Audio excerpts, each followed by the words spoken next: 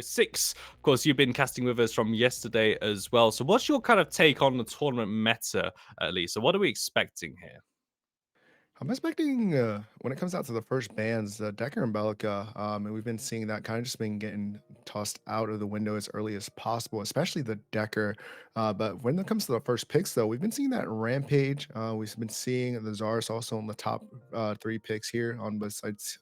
Anybody can pick up, so I think that's going to be one of those picks that are going to come out first here.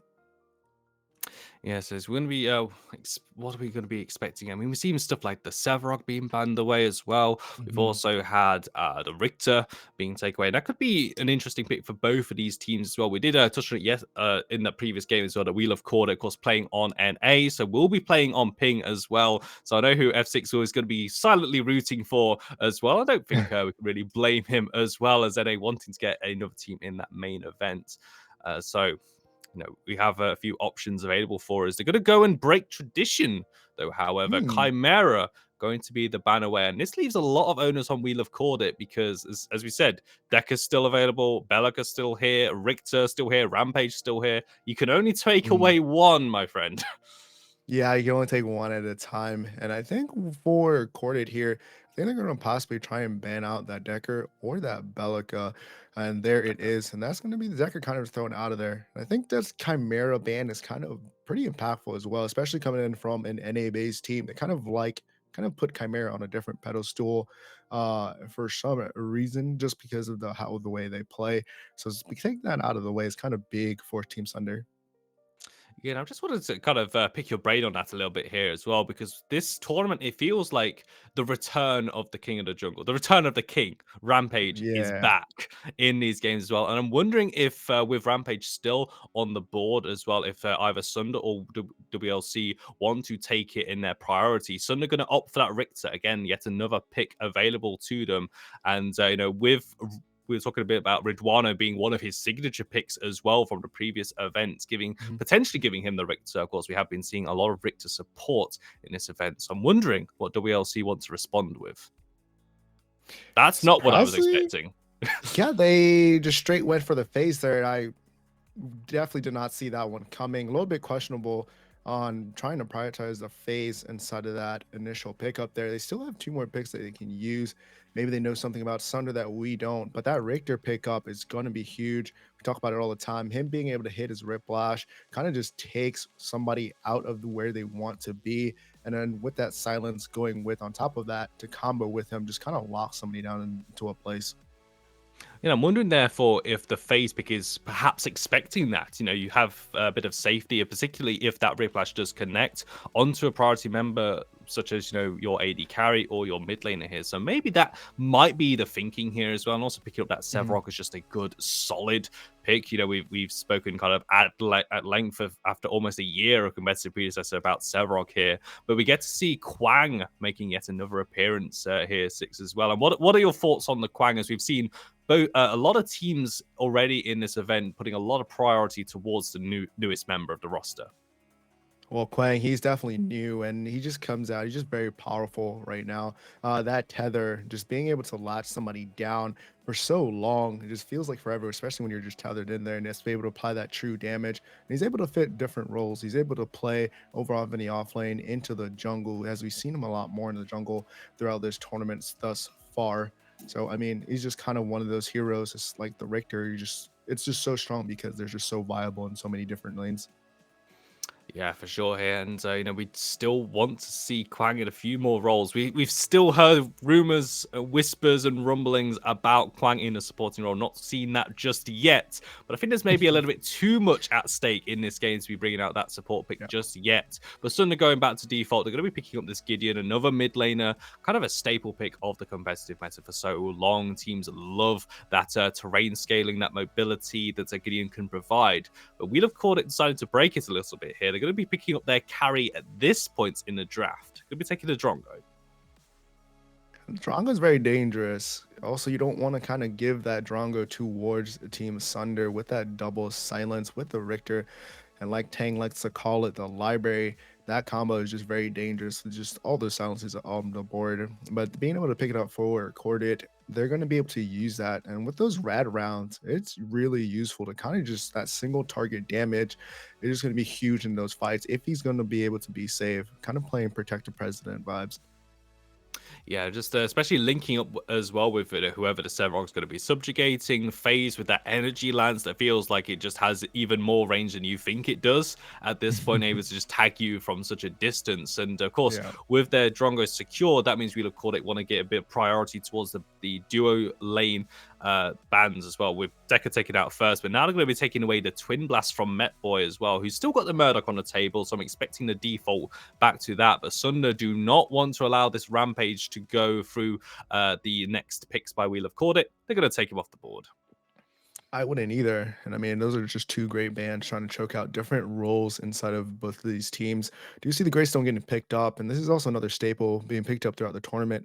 Just being a nuisance, right? That's what Greystone's there for with that extra Stoneforge Soul giving that extra life. And some people also getting that Phoenix on top of it. He just provides so much survivability that it just makes those team fights you don't want to make any time longer than it has to be. Yeah, no, we did see, B-Crace piloting that Greystone in the last game as well. So already got a bit of a warm up and also getting a feel for the kind of the ping difference as well from NA onto EU servers as well. But granted, of course, against Immune, we didn't really get to see that Greystone come to much effect. So, but hey, this is a completely different game. Back to Sunder though, as we said, Mettboy, a bit of a staple pick for him, this Murdoch, and I think he's more than happy to be picking it up as well. A lot of safety, and we have been seeing Murdoch plays as well, especially in recent PCC as well. Six, using that ultimate near enough off cooldown to combine with a lot of CC that Sunder are already bringing to this table. Yeah, and compiling that with the Riplash and with the tether coming in from the Quang is just huge. But with this Seraph pickup, kind of throws a little bit of a loop there. And Seraph, if they're going to be choose to go inside the off lane, it looks like it's going to be a problem for the Greystone. She just does so much single target damage. It's going to be a hard time for him over there, even with that extra life. Yeah, in Seraph as well, just one of these picks that I'm kind of surprised as it's almost taken the competitive scene by storm here. As okay, that's going to get a bit of an eyebrow raise from both, as they're the Countess being secured and Yeah. locked in for Wheel of Cordit as well. I mean, Immune banned it away against Sunder in that first one, so I'm wondering if there was any merit to here. But okay, Seraph and Countess in both this game. This is going to be fun. This is going to be an exciting draft. Yeah, two heroes to kind of just close it out here that kind of just deletes people and kind of just want to just get in and out of these fights. A lot of mobility when available, but that silence on both sides, though, that's going to be the real factor in changing these team fights. And we did point out, though, Murdoch with the global ultimate is going to have a little bit more of an effect, especially when they're able to get a pick off. Yes, I believe the game is going to be ready once again. Sunder versus Wheel of Cordit. This is the deciding game. Winner to Oh. the main event. Loser goes home and eliminated from the tournaments. We are on the battleground and we get to see as well where everyone is going to be. And it looks like it's going to be Obey taking the Countess into the mid lane as well, what we were expecting here. And also pretty standard on the other side as no, actually, we're going to get a bit of a switch. It's Ragnarok back in from the first game and taking his signature Seraph into the jungle. And that leaves JBoy piloting Quang in the off lane.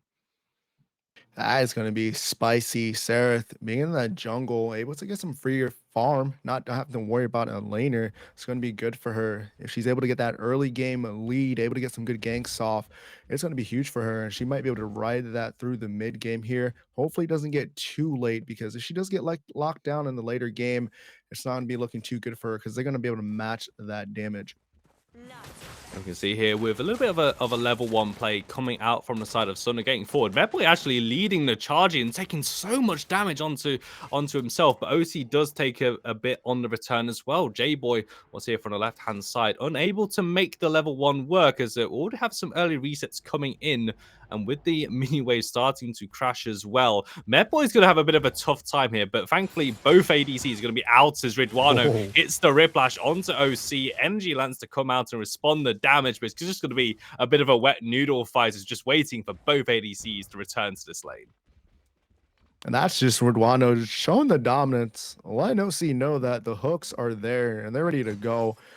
As we do see Murdoch coming back into lane, and this is kind of just a great matchup. This Murdoch and the Richter, if they're able to land a pull on that phase, it kind of just negates that pull that's going to be coming out to try and save the ADC. So we have to see where those hooks land. Yeah, looking for those priority members, but we are expecting as well, as soon as the phase hits level 2, that link on towards the side of Pacifist, just to get him away from the Riplash, especially with Ridwaano on that signature pick. I mean, we thought we'd see it in the jungle, but this time with Ragnarok returning and the Seraph being in the jungle, again, a lot of fireworks here as Ridwaano looking for what looked like another Riplash, but unable to find a connection just yet. But having a little bit of a switch around. I mean, going over to the jungle there, Efsixx as well. Greystone Seraph, definitely not a jungle matchup we see very often. How are you expecting that to play out? I'm expecting to play out with Seraph just having that early game. A little bit kind of with the Greystone, though. He has that ability to lock somebody down with applying that slow with his E and then ignite, just kind of burning people away and slowing them. It's just so powerful. As we see here, Kimbo using that pressure that comes out of the Gideon and that kind of just pushing Countess back into her tower, making sure she can't come to these river buffs coming up in the next 3 minutes. Yeah, just that very early flashpoint that you would expect. I mean, also, neither of the junglers even in a position to normally help. They've gone for a little bit of an extended clear in that farm. No ganks really for either side just yet, all in the lanes. We have a very diagonal map state here as unfortunately Ridwaano, a bit of a caster curse from here, as I was expecting him to hit a few more of them Riplashes on a signature pick. Hasn't found that connection just yet, but it's fine. It's still early doors, only 3 minutes in. Still got plenty of time to get his aim on at least, but we've got to push in on a duo side for the side of WLC, but also on that right-hand side, JBoy pushing Seeknix in on that Severog. That's what you're going to see out of that Quang. He's just so powerful, able to pick up that green buff, but his trade window, especially using his R&B into that, getting that shield passive and being able to just trade against that Severog. But he's going to have to be careful, though, because Severog's going to come out with that Brimstone. He's going to have a little bit more of fight potential, especially with that just random damage ticking along the entire time when he's close by.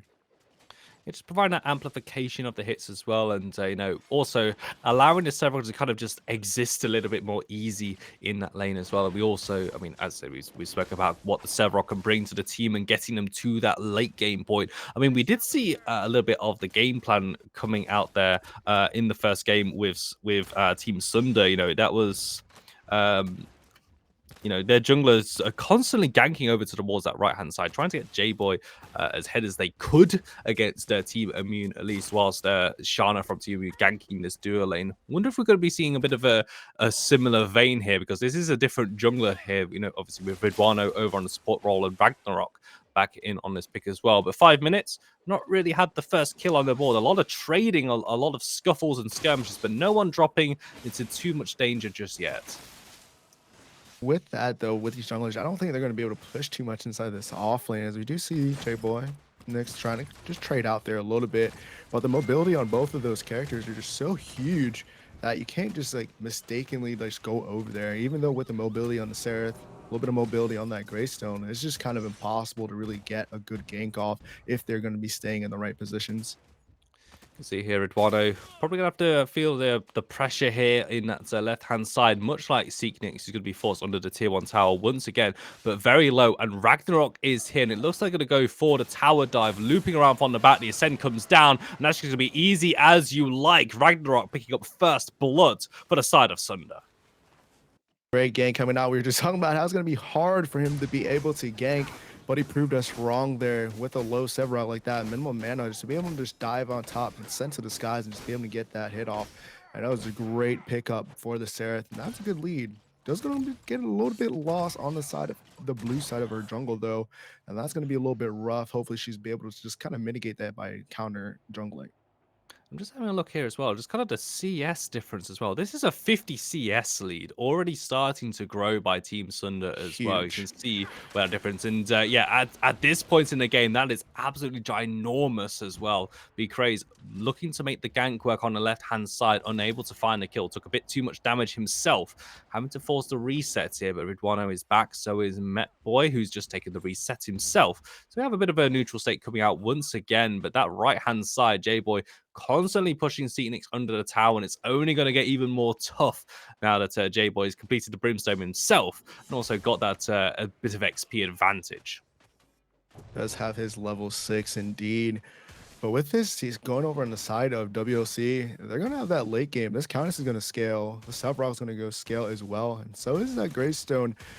Getting to that later part of the game, he's just going to be an absolute nuisance like we are talking about in the draft screen. And they're going to have to stop that. So Sunder are going to have to try and keep this early game lead, keep applying it. As we do see Mettboy and Ridwaano kind of just doing a great trade over off in the duo lane, but they need to kind of take this lead and keep kind of snowball themselves into that mid game and try and win this early, because if not, it's going to become a problem later on. Yeah, for sure. And I like how you highlight the late game potential as well. It kind of feels weird talking about late game with how quick both of the games in Group C have already been. But it looks like we're going to get the first neutral play of the day. Ragnarok on his left-hand side going to be joined up by Kimbo, with both laners having a bit of priority. With this rotation over here as well, but B-Crace is going to be at least aware of the situation, but just a little bit too late on the play. That's going to be Sunder picking up the first Fangtooth, but B-Crace still finding the damage now. He's going to jump in onto Mettboy. Energy Lance comes out, Torn Space might be able to get Mettboy out. He's able to follow, but no, B-Crace is able to take down and at least answers back. First kill of the day for We Love Cordit in this game, 1-1 in the kill department, but Sunder getting that first Fangtooth. Got the first Fangtooth, which is huge for them, and just a small little prize for Cordit there, being able to pick up that kill.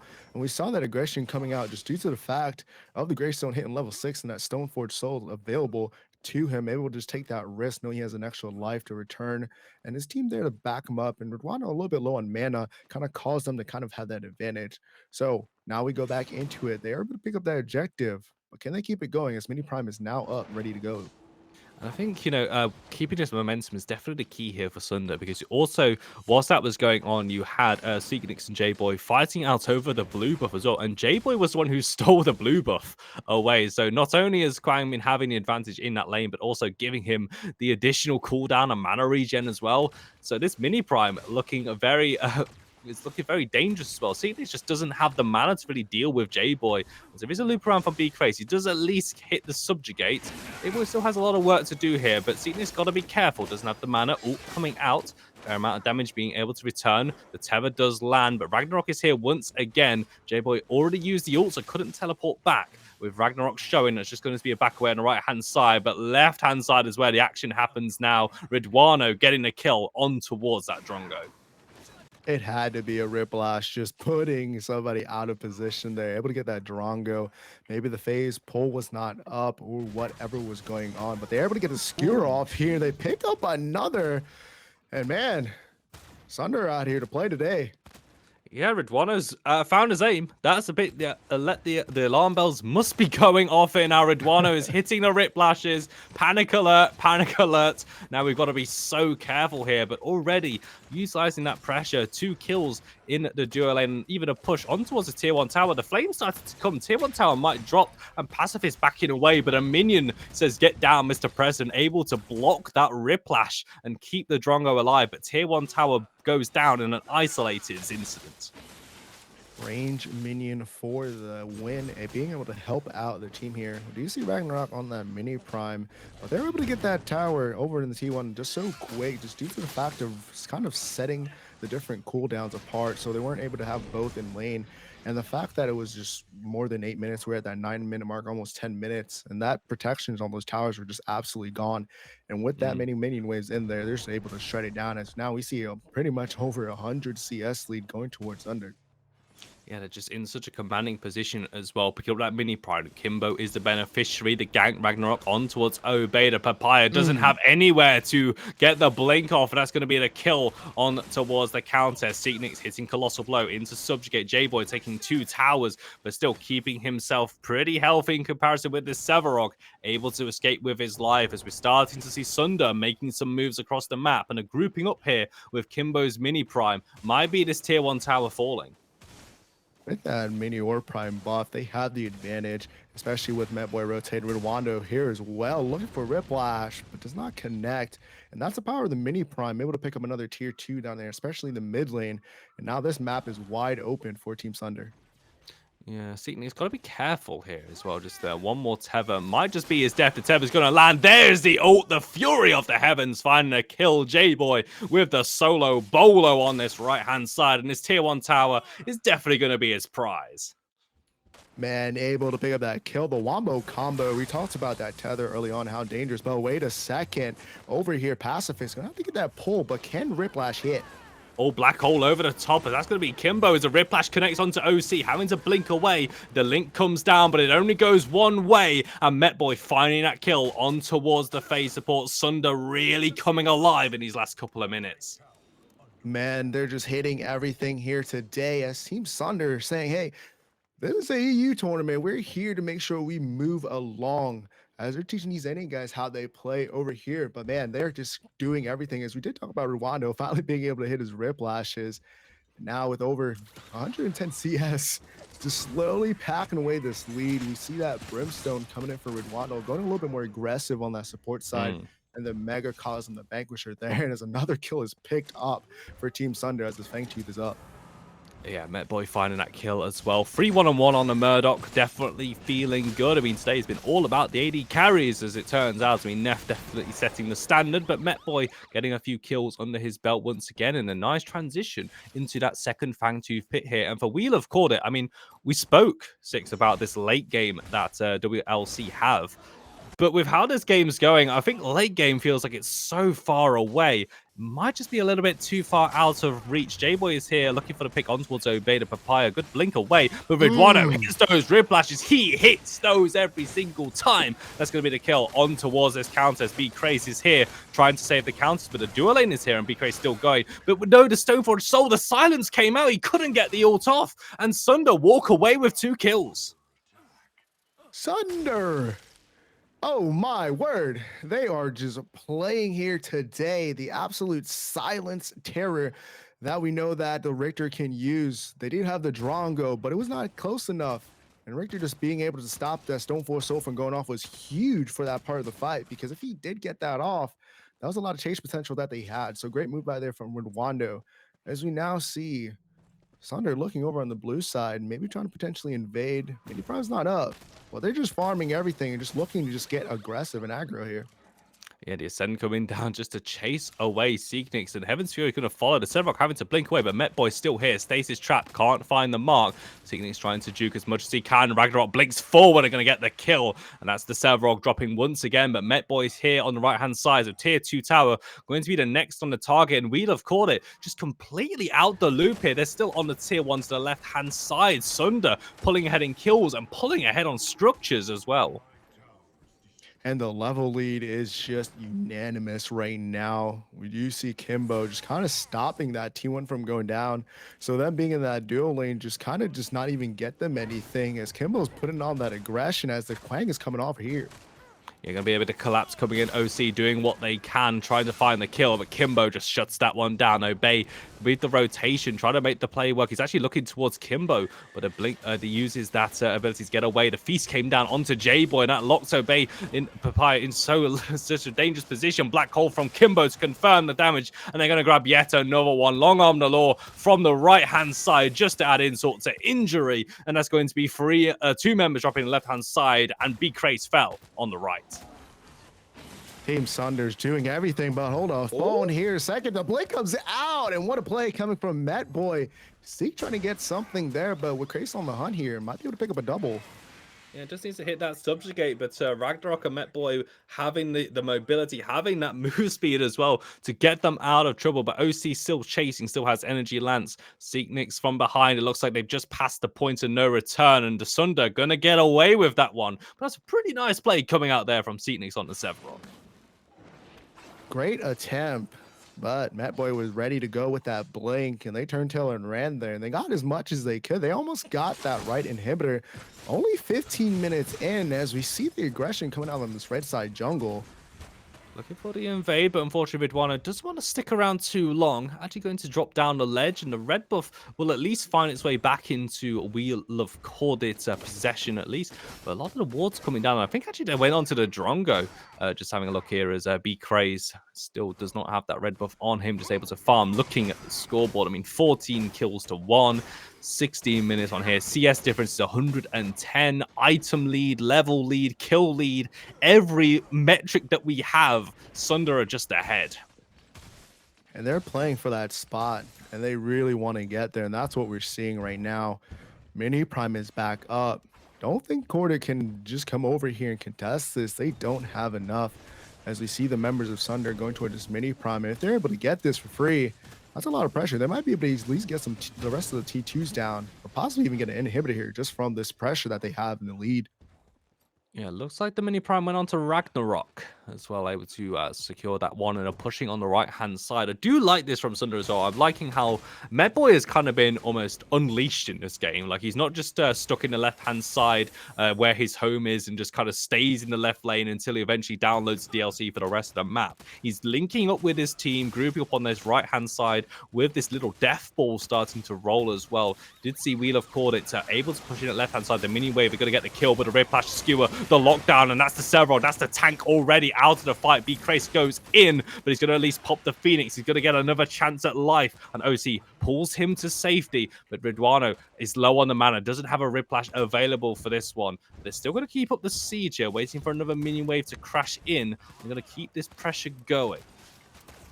They can do that. They have Gideon pushing off in the mid lane as well. So these are two lanes that they have to kind of pressure, as now that mini prime wave has crashed into this inhib. What can they do? Well, Inhib is going to be dropping so quickly, and also going to be the Drongo. They're trying to get the kill onto OC. Riplash's not going to find the kill. Subjugate going to land, but Seeknix does not connect the colossal blow, so they're only going to lose the Drongo from that defense. But right-hand inhibitor is down. Kimbo marshalling the mini waves and now buffed up from the mini prime. Going to look to take the mid lane inhibitor. Seeknix still trying to find the subjugate. OC, the energy lance, not finding the route. JBoy just being able to play so far ahead and look for that tether. Going to take both inhibitors and decide to back away. My goodness, two inhibitors down before the even 20-minute mark has hit. And we're definitely seeing why we don't kind of just have the pick that phase first off here, because we're not seeing that phase being able to save anybody here. I think we're definitely seeing a little bit of this draft if we're talking about, but still we have that late game potential. I don't even think it's going to get there with the third Fangtooth being picked up. Two inhibitors down, only 19 minutes in left. They're going to take the back here, and it's still not going to be enough time for that big prime to come out. And I'm looking over at Love Cordit here, and they just need to get together, and they need to group up. Try and look for a pick. Main menace right now is Mettboy, and if they can get a shutdown there, they can slowly start to peel themselves out of this hole. Yeah, and I do have the potential there, Energy Lance combining with that Countess Burst. I mean, Countess Combustion with the Wraith legging, so at least might be kind of the saving grace here for this pick. But it just feels to me that, WLC picking the phase, picking the counters, these are picks that we need them to pop off and really showcase, and it's just not been working for them so far. Sunder have done such a good job at least nullifying that, and with this lead, they're trying to push it even more. Energy Lance and B-Crace does get the Stoneforge Soul out. Ragnarok's taking a lot of damage as Ridwaano combining with the Black Hole over the top as well. Ultimate's finding the damage. Ragnarok is out at least, but they've got the kill onto OC. They've got the kill onto B-Crace. Kimbo in a 1 versus 2. Colossal blow throws Kimbo back, but he uses his own blink to get away. And now this is where they're going to clean up house. JBoy finding the kill on towards the pacifist. Ragnarok coming through, and Mettboy is there to provide the final shot. And that's going to be the final kill. All 5 going to drop. Team Sunder are going to wipe them off the board. Clean sweep, great plays. The maneuverabilities were there. Team Sunder, man, they came out here to play today. And then let them know that they're here to come out and try to fight for this championship as they push towards this core. Nothing left as we come out and see the last fighting efforts. And this looks like to be game here.